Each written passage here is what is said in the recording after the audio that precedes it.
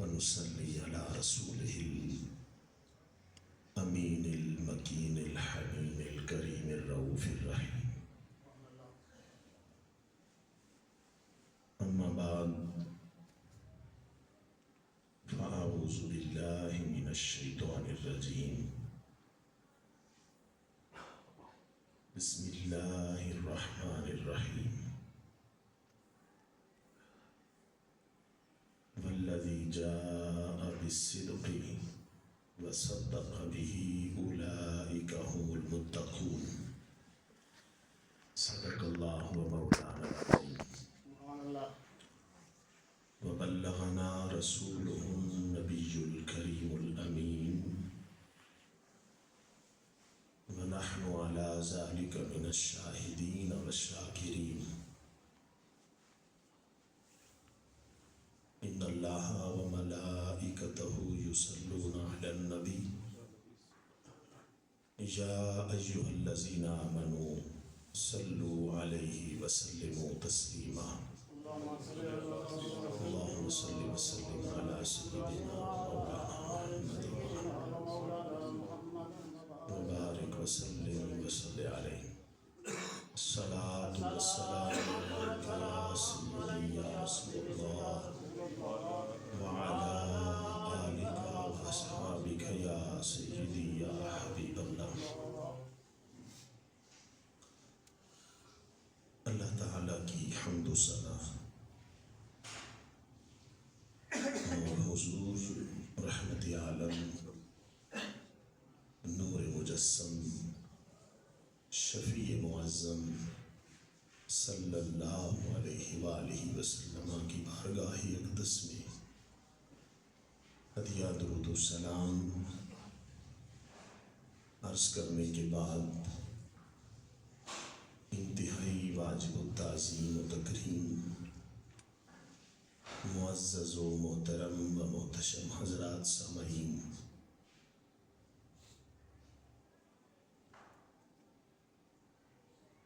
جمعہ کی یہ نشست جس میں آج میں آپ کی خدمت میں حاضر ہوں جامع مسجد مدنی میں، حکم ہوا تھا قبلہ پروفیسر ارشد محمود مصطفی صاحب کا آپ کی انتہائی مجبوری تھی، آپ نے گجرات کی طرف سفر فرمانا تھا اور واپسی کے 70% چانس تھے کہ آپ تشریف لے آئیں گے اور جمعے کا خطبہ اور نماز آپ خود ہی ادا فرمائیں گے۔ مجبوری تھی، سفر طویل ہو گیا، واپسی میں ابھی گھنٹہ 1.5 گھنٹہ بھی لگ سکتا ہے، اس لیے کہ رستے میں ای چوک کچہری چوک میں رش بہت زیادہ ہوتی ہے، کام بھی ہو رہا ہے، اس لیے جو ہے ان کا تھوڑا سا یہ باعث تکلیف بنا ان کے لیے، رستے کی دشواریاں اور رکاوٹیں۔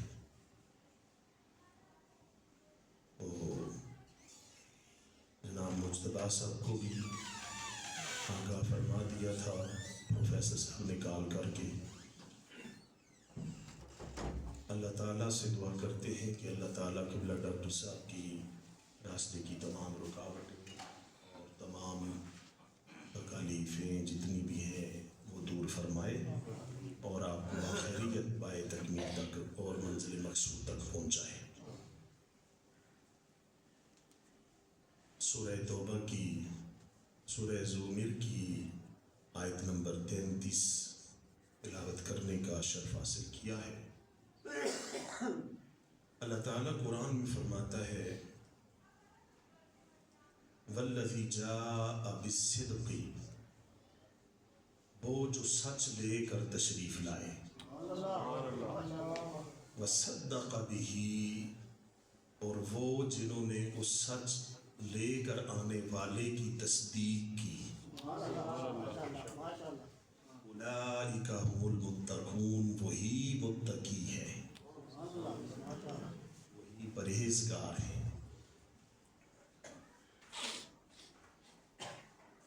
دیکھیں نا، قرآن آج 1446 ہجری ہے غالباً،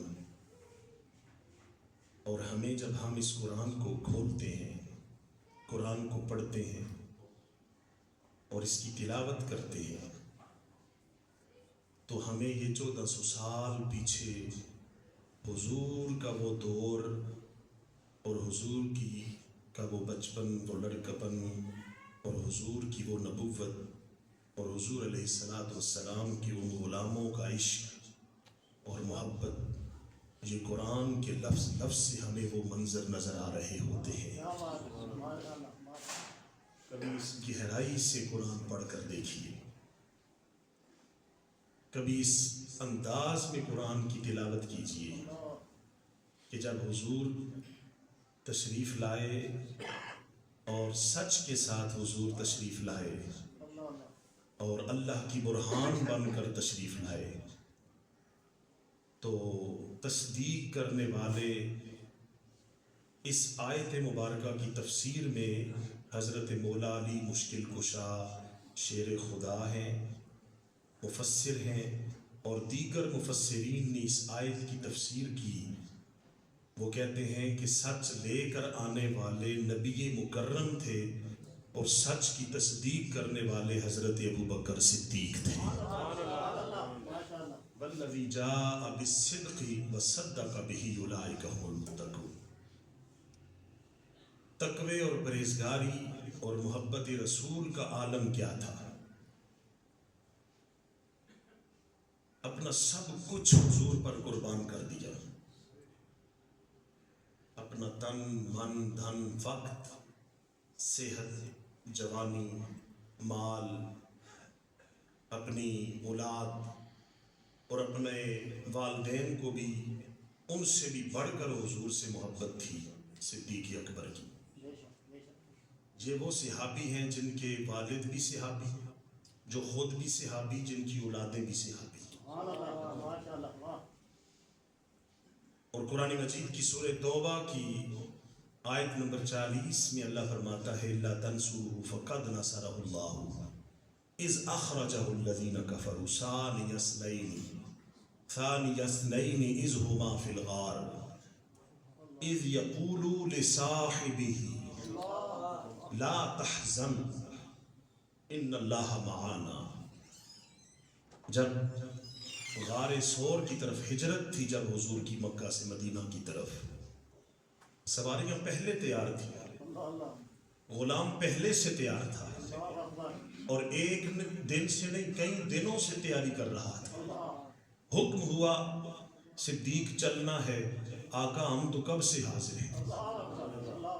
سواریاں لیں چل پڑے، غار سور کی طرف چلے، کافر باہر کھڑے تھے، حضور نے سجدہ کیا، حضور کی مبارک آنکھوں سے آنسو گرے، وعین رسول اللہ تدمعان،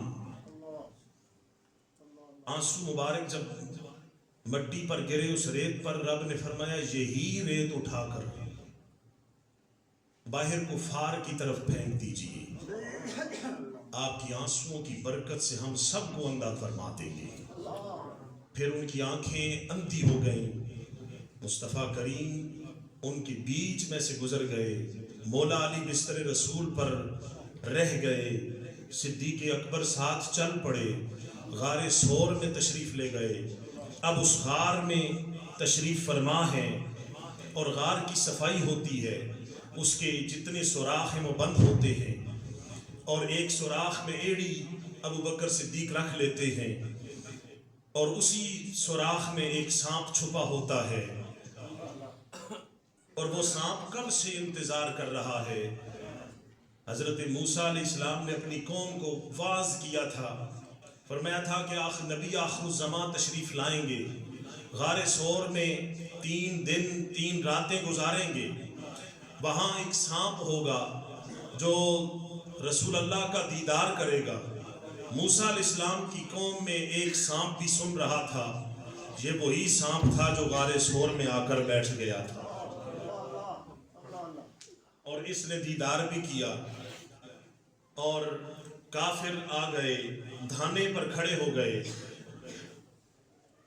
تو حضرت صدیق اکبر کے دل میں ایک غم تھا، وہ چہرے سے جو عیاں ہوا، اور پھر اس غم کو دیکھا۔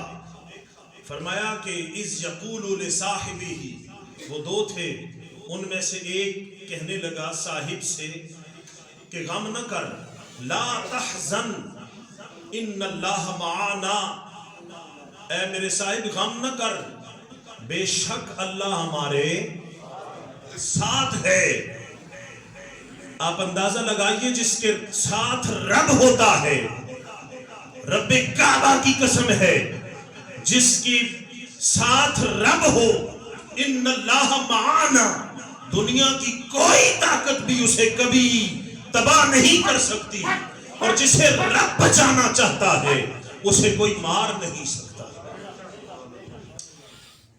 آپ ٹائٹینک کی تاریخ پڑھیں، اس کی صدر دروازے پر لکھا تھا انسنکیبل، اور یہ وہ جہاز ہے جس کو اگر رب بھی ڈبونا چاہے تو نہ ڈبو سکے گا، اسے نہ ڈبا سکے گا۔ اس کے صدر دروازے پر لکھا تھا، اس کی ساخت ایسی بنائی گئی، اس میں لوہے کا استعمال ایسا کیا گیا۔ ٹائٹینک کی تاریخ پڑھیے، پہلی دفعہ جب وہی ٹائٹینک سمندر کے دوش پر چلتا ہے، اس کے ساتھ جتنی سواریاں ہوتی ہیں وہ بڑی متفق تھی اور مطمئن تھی کہ آج ہم بڑے محفوظ جہاز پر ہیں، اسے خدا بھی ڈبونا چاہے تو نہیں ڈبا سکے گا، ہم بڑے محفوظ ہیں۔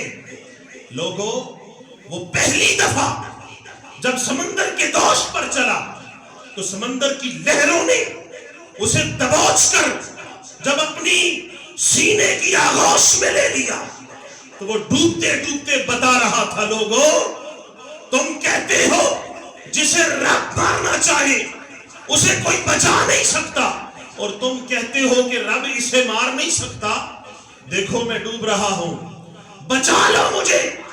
وہ اپنی آبیتی سنا رہا تھا اور بتا رہا تھا، دیکھو جسے رب ڈبونا چاہے اسے کوئی بچا نہیں سکتا، اسے کوئی بچا نہیں سکتا، اور جسے رب بچا لے اسے کوئی مار نہیں سکتا۔ ان اللہ معانا، وہ ڈوب گیا اور آج بھی اس کے نشانات بھی نہیں ملتے۔ اللہ حضور نے فرمایا کہ اے ابو بکر غم نہ کھا، ان اللہ معانا، بے شک اللہ ہمارے ساتھ ہے۔ سیدنا صدیق اکبر رضی اللہ تعالیٰ عنہ، آپ نے اپنا سب کچھ قربان کر دیا، حالت یہ ہو گئی کہ آپ کا جسم نحیف و نزار ہو گیا۔ حضور کے ساتھ سفروں پر بھی آپ، حضور کے ساتھ خلوتوں میں بھی آپ، حضور روئیں تو ابو بکر صدیق بھی رو پڑے، اتنا روئیں کہ آنکھیں چہرے کے اندر دس گئی، کوہلوں پر گوشت ختم ہو گیا، اور اتنا مال تھا، تاریخ میں آتا ہے اتنا مال تھا آپ کے پاس کہ لوگ 60,000 دینار سے شہر مکہ میں تجارت کیا کرتے تھے آپ کے۔ رسول اللہ کی بارگاہ میں وہ سارا مال پیش کر دیا، اور مال پیش کر کے عرض کیا، آقا یہ کچھ بھی نہیں ہے، میری تو جان بھی حاضر ہے، میری تو جان بھی حاضر ہے، یہ سانسیں بھی حاضر ہیں۔ 15.5 درہموں کا ایک دینار بنتا تھا، 15.5 درہم کا ایک دینار بنتا تھا، اور 3 درہم کی ایک گائے آ جایا کرتی تھی۔ صدیق اکبر کے پاس 60,000 دینار تھے، وہ سارے کے سارے اسلام کی مشن کے لیے، اسلام کے رستے میں پرچم اسلام کی سربلندی کے لیے خرچ کر دیے۔ حال یہ ہو گیا کہ آپ نے ٹاٹ کا لباس پہنا ہوا ہے اور ببول کے کانٹے لگے ہیں۔ حضرت جبرائیل امی آ گئے، دیکھا صدیق اکبر کی حالت کو دیکھا، اور حضور سے کہنے لگے، یا رسول اللہ یہ ابو بکر ہے، یہ ابو بکر صدیق ہیں؟ فرمایا ہاں یہ ابو بکر صدیق ہیں۔ عرض کی آقا انہوں نے کیا حال بنا رکھا ہے؟ حضرت جبرائیل امین واپس گئے رب ذوالجلال کی بارگاہ میں، عرض کیا اے میرے مولا، آج میں نے تیرے محبوب کا غلام دیکھا ہے، عاشق صادق دیکھا ہے، اس کا حال یہ ہے کہ وہ ٹاٹ کا لباس پہنے ہوئے ہے۔ رب نے فرمایا کہ پیارے میں تمہیں یہی بتانا چاہتا تھا کہ عشق جب ہو جائے تو پھر حال یہی ہوا کرتا ہے، جب محبت ہو جائے تو پھر حال یہی ہوتا ہے، پھر سب کچھ قربان کر دینا پڑتا ہے۔ فرمایا میں تمہیں یہ دکھانا چاہتا تھا، اور جاؤ اور جا کر میرے محبوب کے اس عاشق صادق سے پوچھو، اس سے پوچھو کہ تم اسی حال پہ راضی برضا ہو یا نہیں، اور تم چاہتے ہو کہ جو تم نے دین اسلام کے لیے خرچ کیا ہے وہ سب تمہیں واپس لٹا دیا جائے، تو تمہیں ابھی واپس لٹا دیا جاتا ہے۔ حضرت جبرائیل امین جب واپس آئے تو حضور نے دیکھا، فرمایا جبرائیل تم نے کیا حلیہ بنایا ہوا ہے، تم نے کیا حلیہ بنایا ہے؟ جبرائیل امین بھی ٹاٹ کا لباس پہن کر ببول کے کانٹے لگا کر آ گئے، بارگاہ مصطفیٰ میں حاضر ہوئے۔ فرمایا صدیق نے تو اپنا سب کچھ قربان کیا ہے، اس کی تو مجبوری ہے، یہ لباس تو اس نے سب کچھ قربان کر کے پہنا ہے۔ عرض کی آقا میں جب واپس گیا نا تو آسمان دنیا پر جتنے بھی قدسی ہیں، جتنے بھی ملائکہ ہیں، جتنے بھی فرشتے ہیں، رب نے سب کو حکم دے دیا ہے، اے میرے فرشتوں، میرے محبوب کے اس عاشق صادق نے آج جو لباس پہنا ہے تم سب بھی یہی لباس سے بے تن کر لو۔ یہ اکیلے میں نے نہیں پہنا یا رسول اللہ، باقی سب قدسیوں نے بھی وہی لباس پہنا ہے جو صدیق اکبر نے پہنا ہے۔ آقا ان کے پاس تو اتنا مال تھا، دولت تھی، کہاں گیا وہ مال اور کہاں گئی وہ دولت، وہ کہاں خرچ ہو گئے کہ آج ان کے پاس پہننے کے لیے کوئی قمیض نہیں۔ سرکار نے فرمایا جبرائیل آج تجھے بتاتا ہوں کہ صدیق نے وہ سارا مال تیرے نبی پر خرچ کر دیا ہے، وہ سارا مال تیرے نبی پر، تیرے محبوب پر خرچ کر دیا ہے۔ حضرت صدیق اکبر کی خاطر فرشتوں نے بھی وہ لباس پہنا جو لباس خود صدیق اکبر نے پہنا تھا۔ حضرات محترم، حضرت ام المومنین عائشہ صدیقہ رضی اللہ تعالی عنہا، آپ پر جب تہمت لگی، آپ جس اینگل سے دیکھیں گے، جس نظریے سے دیکھیں گے، جس پہلو سے دیکھیں گے، صدیق اکبر آپ کو وہیں پر پورے قد و قامت کے ساتھ نظر آئے گا۔ وہ حضور کا دور ہو یا حضور کی حیات وصال کے بعد حضور کی روحانیت کا دور ہو اور صدیق اکبر کی خلافت کا دور ہو۔ حضرت اب ایک حدیث ہے یا صوفیاء کا قول ہے، موتو قبل ان تموتو، مرنے سے پہلے مر جاؤ۔ صدیق اکبر تو زندہ تھے لیکن اپنے آپ کو حضور پر قربان کر چکے تھے، کوئی مرضی نہیں تھی صدیق اکبر کی، مرضی مصطفیٰ کے سامنے کوئی رائے نہیں تھی صدیق اکبر کی، حضور کی رائے کے سامنے کوئی رائے نہیں تھی، کوئی مرضی نہیں تھی، جب حضور جو کہہ دیں بس وہی ہے۔ سیدہ عائشہ صدیقہ رضی اللہ تعالیٰ عنہا پر تہمت لگی، منافقین نے تہمت لگائی، الزام لگایا، تہمت لگائی، حضور پریشان ہے۔ حضور علیہ السلام یہ جو صدیق حضرت سیدہ صدیقہ کے بارے میں رب نے 18ویں پارے میں 18 سے لے کر 23 آیات نازل فرمائی۔ کتنی آیات؟ 18 سے لے کر 23 تک آیات مبارکہ صدیقہ کی شان میں نازل ہوئی ہے۔ شرک اتنا بڑا گناہ ہے. توحید کی ضد ہے شرک، اور شرک کرنے والے کو رب بخشتا نہیں. لیکن شرک سے بڑا جرم تھا حضرت سیدہ ام المومنین عائشہ صدیقہ پر تہمت لگانا. تہمت لگانا شرک سے بڑا جرم تھا، لیکن لوگوں نے لگایا. حضور نے حضرت سیدنا فاروق اعظم سے پوچھا، فرمایا تمہاری کیا رائے ہے اس معاملے میں؟ عرض کی آقا، آپ کے مبارک بدن پر، جسم اقدس پر اللہ تعالی مکھی نہیں بیٹھنے دیتا. آپ کے لباس پر رب ذوالجلال مکھی نہیں بیٹھنے دیتا.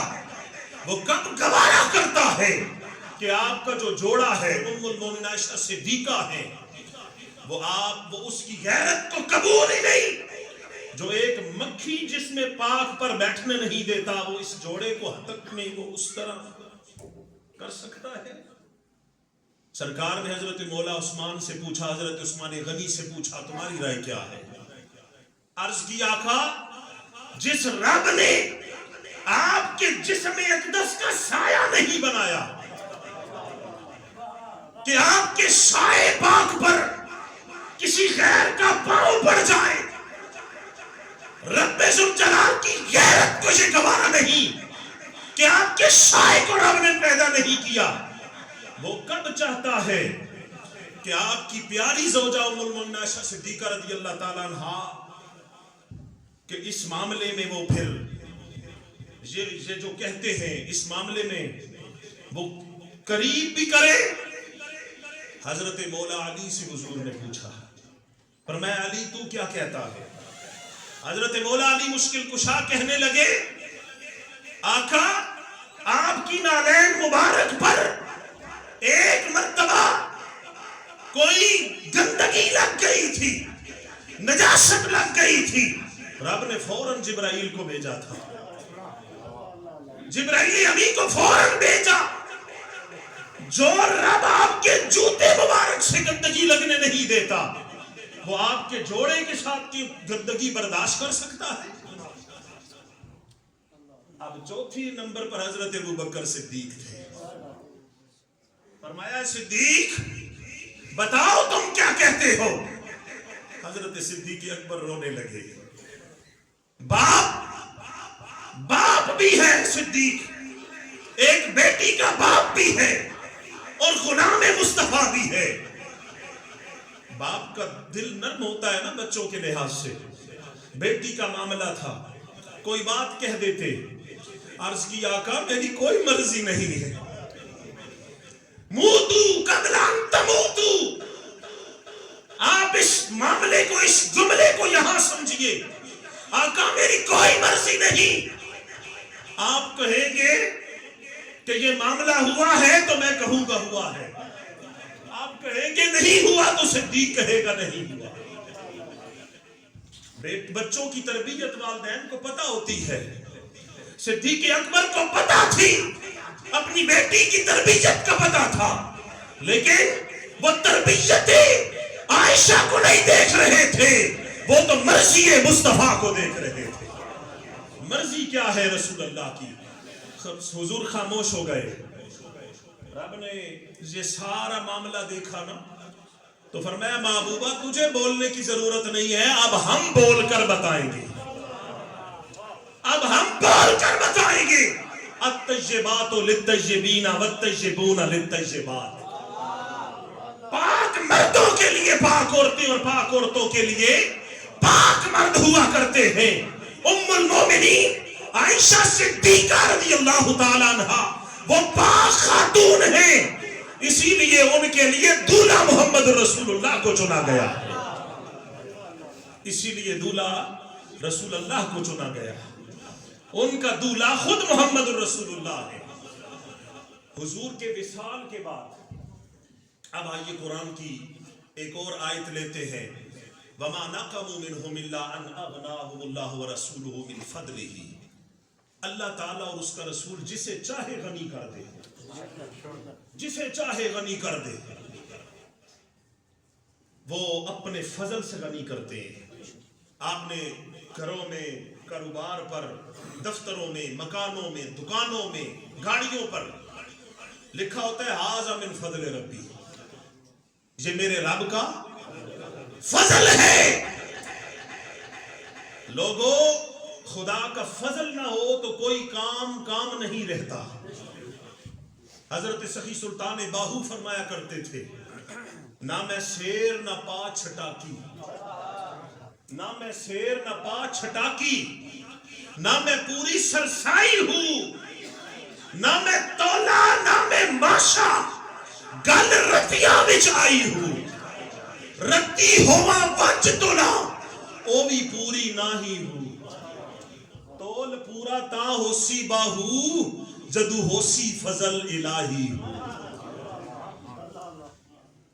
ھذا من فضل ربی الا ان اغناہم اللہ ورسولہ من فضلہ، اللہ جسے چاہے اللہ کا رسول اپنے فضل سے غنی کر دے۔ ثعلبہ بن حاتب مسجد میں بیٹھا کرتا تھا، ہر وقت مسجد میں رہتا۔ حضور نے تعریف فرما دی، کہنے لگا میرے لیے دعا کریں کہ اللہ مجھے غنی کر دے۔ یہ گھڑی ٹھیک ہے؟ دعا فرمائے حضور کہ اللہ مجھے غنی کر دے، مجھے امیر کر دے۔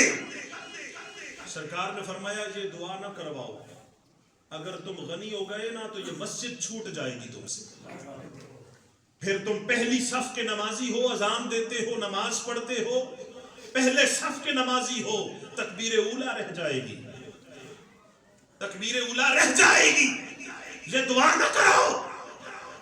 عرض کی نہیں آقا دعا کیجئے، بس میں امیر ہونا چاہتا ہوں، میں غنی ہونا چاہتا ہوں۔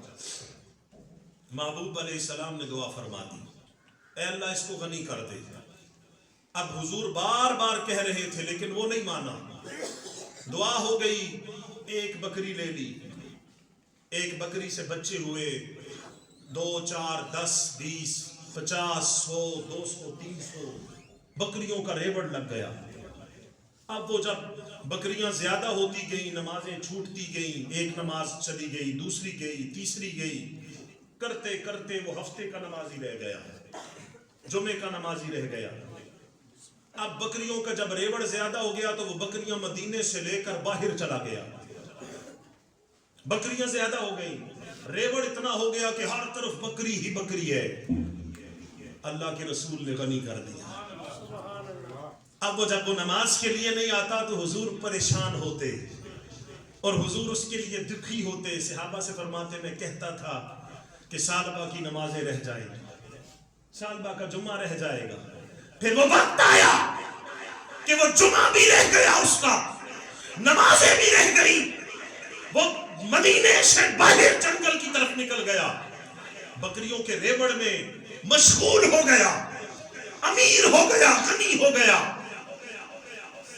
زکوٰۃ کا مہینہ آ گیا، حضور علیہ الصلوۃ والسلام زکوٰۃ کا حکم آ گیا، وَأَقِیمُوا الصَّلَاةَ وَآتُوا الزَّکَاةَ۔ صحابہ کو لے کر 2 صحابہ کو حضور گئے، فرمایا کہ ثعلبہ زکوٰۃ دو۔ کہنے لگا یہ کوئی نیا ٹیکس آیا ہے، یہ کوئی نیا ٹیکس ہے، زکوٰۃ یہ کوئی نیا اسلام میں ٹیکس آ گیا۔ حضور نے فرمایا اچھا تم سے اب زکوٰۃ نہیں لیں گے ہم۔ حضور واپس آ گئے، وقت گزر گیا، بعد میں اسے خیال آیا، بکریاں لے کر آ گیا، حضور کا وصال ہو گیا، صدیق اکبر تخت خلافت پر متمکن ہو گئے اور خلیفہ وقت ہو گئے، خلافت چلنے لگی۔ تارکین زکوٰۃ اٹھ کھڑے ہوئے، زکوٰۃ ہم نہیں دیں گے۔ صدیق اکبر نے تلوار نکال لی، فرمایا تارکین زکوٰۃ تم سن لو، تم رسول اللہ کے دور میں زکوٰۃ دیا کرتے تھے، اور اگر تم نے اب زکوٰۃ نہ دی تو صدیق تمہارے خلاف جنگ لڑے گا۔ اونٹ کی ایک رسی بھی اگر زکوٰۃ میں آتی ہوئی تو صدیق وہ بھی وصول کرے گا، صدیق وہ بھی وصول کرے گا۔ ثعلبہ ادھر سے بکریاں لے کر آ گیا، 40 بکریوں پر ایک بکری بنتی ہے، اس کی اتنی بکریاں تھی کہ پہاڑوں پر ہر طرف بکری ہی بکری سیاہی پڑ جاتی، اتنی بکریاں تھی۔ لے کر صدیق اکبر کے پاس آیا، کہنے لگا آپ زکوٰۃ وصول کرتے ہیں، آپ نے تلوار کھینچی ہے، میں یہ زکوٰۃ لے کر آیا ہوں، وصول کریں، زکوٰۃ وصول کریں۔ فرمایا یہ زکات ہم ان سے وصول کرتے ہیں جو رسول اللہ کو دیا کرتے تھے. تم سے حضور نے لی ہے زکات؟ کہنے لگا نہیں. فرمایا پھر صدیق بھی نہیں لے گا. موتو قبل ان تموتو، صدیق کی مرضی نہیں، مرضی مصطفیٰ کی چلتی ہے. اور ایک پتھر بھی جہاں حضور کے دور میں تھا نا، اس کو بھی صدیق اکبر نے اٹھا کر دوسری طرف نہیں رکھا. جو معاملہ جیسے تھا صدیق اکبر نے خلافت ایسے ہی فرمائی ہے. کسی کو ایک قدم آگے بڑھنے نہیں دیا، کسی کو پیچھے ہٹنے نہیں دیا. فرمایا تم سے حضور نے زکات لی ہے؟ کہنے لگا نہیں. فرمایا صدیق بھی نہیں لے گا. صدیق بھی نہیں لے گا. لے جا اپنی زکات.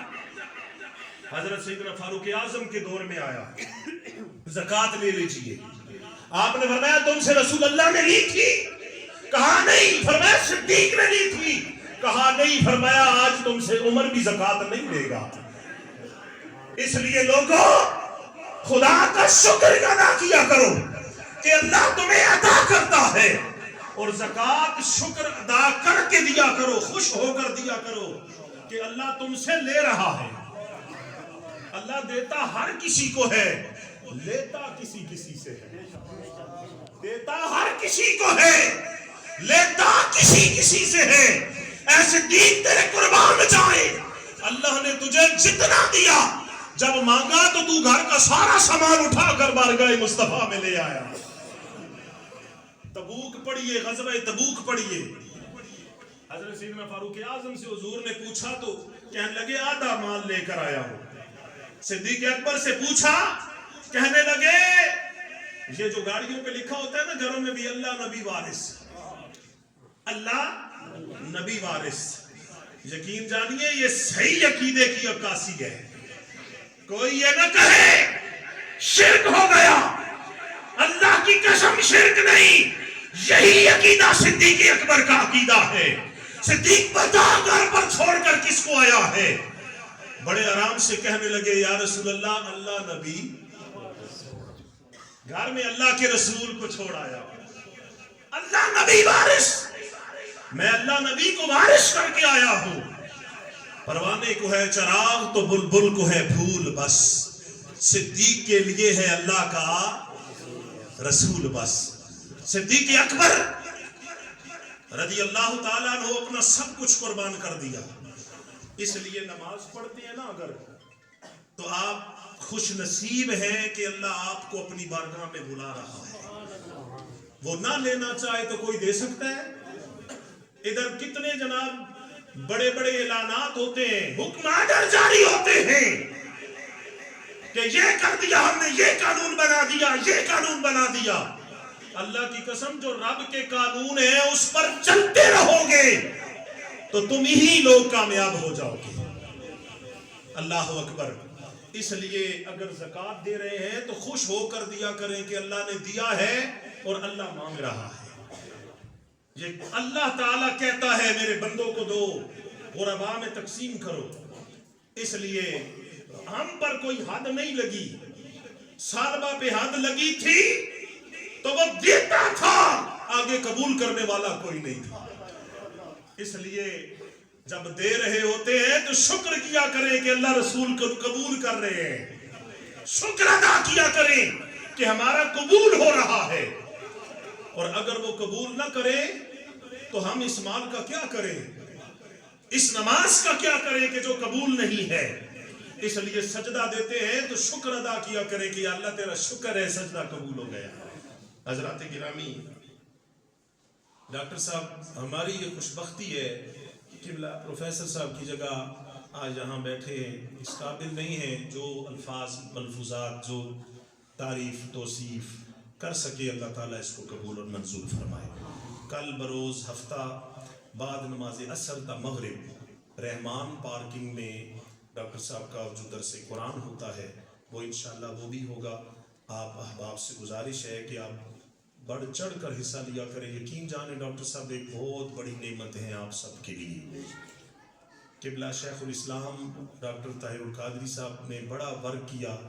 آگے الحمدللہ جہاں ڈاکٹر صاحب بیٹھتے ہیں ارشد مصطفی صاحب، آپ اس بات کے گواہ ہوں گے کہ انہوں نے ہمیشہ محبت کا درس دیا ہے. تو خوش نصیبی ہوتی ہے رحمان پارکنگ میں جو ہے کل عصر سے لے کر مغرب تک درس قرآن ہوگا ڈاکٹر صاحب کا، ضرور اس میں شرکت فرمائیں۔ اور نیکسٹ جو جمعرات آ رہی ہے یہ راولپنڈی کینٹ کے جو ہے نا انشاءاللہ زیر انتظام